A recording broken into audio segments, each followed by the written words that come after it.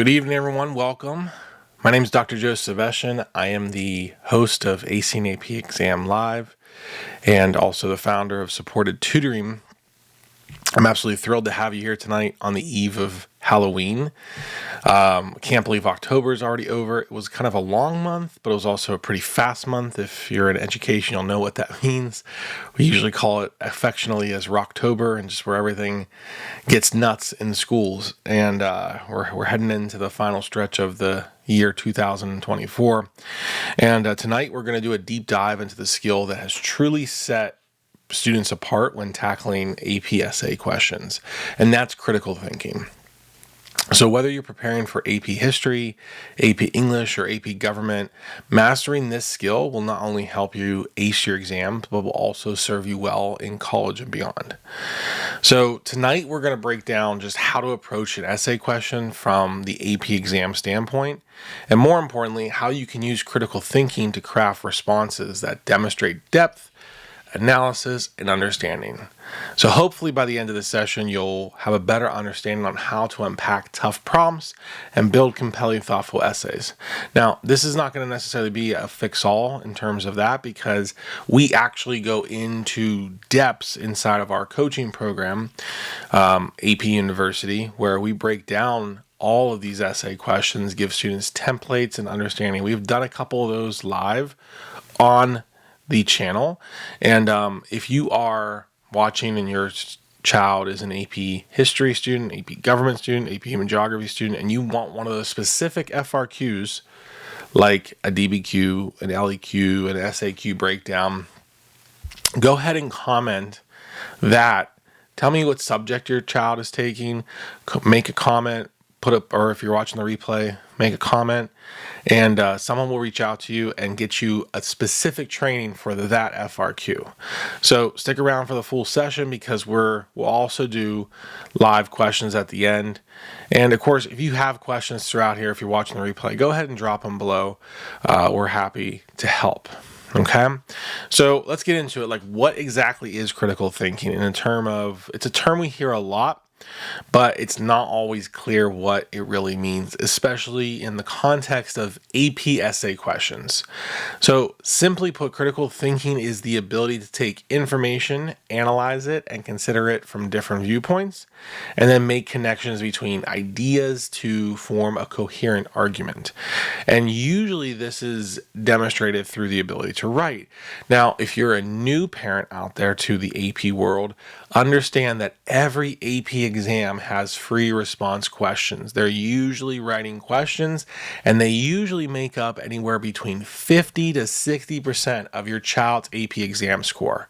So most AP classes are focused on content, multiple choice questions on those tests, reading, taking notes, but 50% of your child's AP exam is going to be some type of writing, and the College Board wants to see your child demonstrate critical thinking.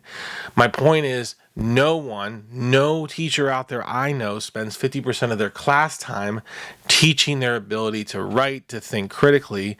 Even if they do a little bit of a writing assessment, they're not necessarily teaching the structures. So it leaves gaps. It already leaves gaps, even in the best classrooms, even the best schools.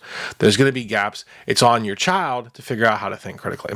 We're going to try to dive into that tonight. So let me give you an example. Imagine you're tackling a question on AP History exam about how the causes of the American Revolution. The question isn't just looking for a laundry list of causes. You're expected to actually go deeper. You need to examine why these causes were significant and how they were connected, and what were the broader implications were. So critical thinker doesn't just say taxation without representation caused the revolution. They asked, why did taxation without representation resonate so strongly with the colonists? How did it connect to the Enlightenment ideas about governance and individual rights? And when you actually think critically, you're not just regulating information and regurgitating information, you're engaging with the material. So you're asking questions like, what does this mean? How does this fit into the bigger picture? That's what AP graders are looking for. in terms of answers that show you can think, not just remember. That actually comes to a historical thinking skill called contextualization, and we have a whole guide on contextualization if you want that. Type context below, and we'll get it to you. So now that we know that what critical thinking is, let's talk about the first strategy for applying it to your AP essays. Dissecting the question. I cannot stress this enough. One of the biggest mistakes students make is jumping straight into writing without fully understanding the question is asking.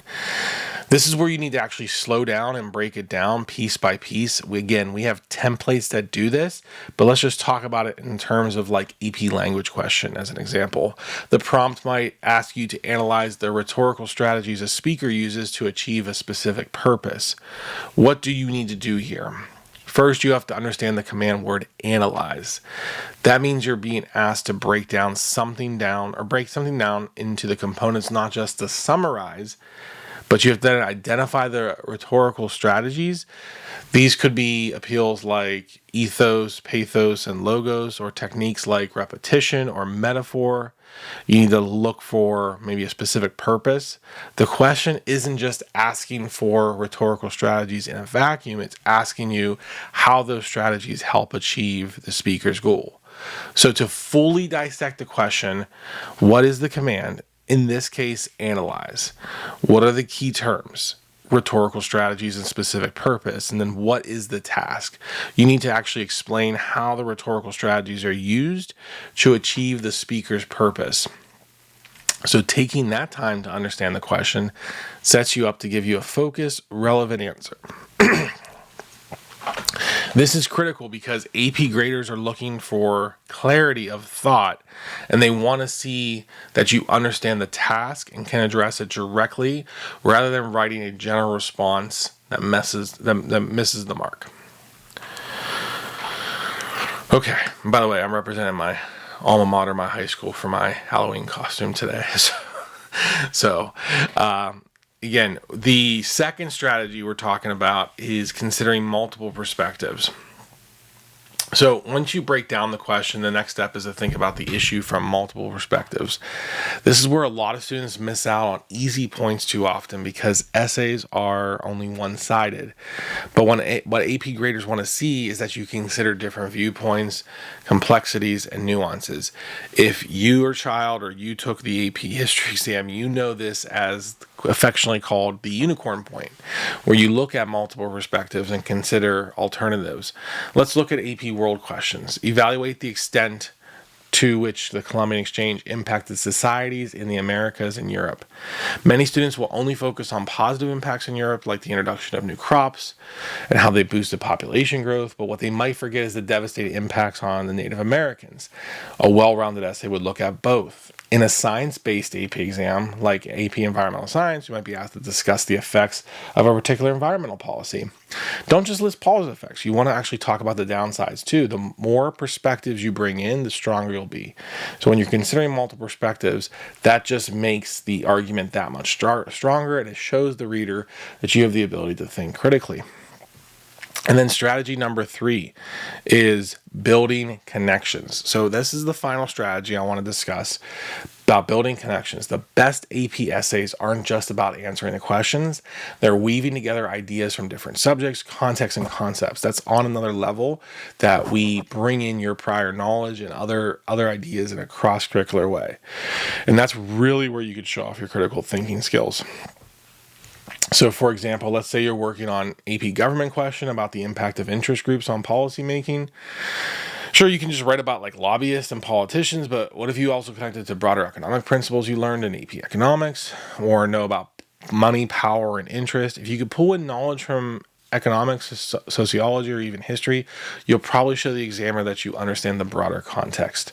This is all good. And so like an example from AP biology is if you're asked a question about the effects of climate change on ecosystems, you can bring in that information from environmental science about carbon emissions, or bring in something from AP chemistry about the chemical process involved in global warming. This shows the connection of ideas. And when you build connections, you're showing that you're not just studying individual facts in isolation. Instead, you understand how everything fits together. And they want to see that you can apply your prior knowledge across different contexts and make those meaningful connections between ideas. So again, we covered just a lot in that short amount of time. We talked about the importance of dissecting the question, taking your time to fully understand what the question is asking you to do. We then talked about addressing it from multiple perspectives to show the complexity of thought. And then we talked about building connections. So, we'll open it up for questions here in a second. Feel free to drop the questions in the chat. But I do have a free guide that we released earlier this week. So if you want that, just type guide if you haven't got a chance to get that, and we'll send it over. Be on the lookout for something tomorrow dropping as well. But we'll take questions and go from there. And if there are no questions, I'll wrap it up. I know it's busy time of the year with the holidays and the election season, but we'll get back into it in November. So again, if you want to watch me break down a specific LEQ for AP History, an AP Government essay, SAQ, DBQ for AP History, I will actually drop those links as well. Just watch the replay, type what you want, and I'll get that for you. So hopefully you feel more confident about tackling AP essay questions and strategies. And again, if you want personalized help with AP prep, AP support for your course, or mastering critical thinking skills, because this is what we're working on weekly, we have a team of expert coaches are here to guide you. Just book a call with us, or just type coaching in the comments, and we will come up and help. We'll get on a call. We'll help create a plan to ensure your child can succeed. Once again, thank you for being here, and good luck on the AP journey. Remember, critical thinking isn't just like a skill for the exam. It's actually a lifelong skill that your child will use in college. So developing now is very essential. Once again, Dr. Joe Sebastian here from Acing AP Exams, and I'll see you next time.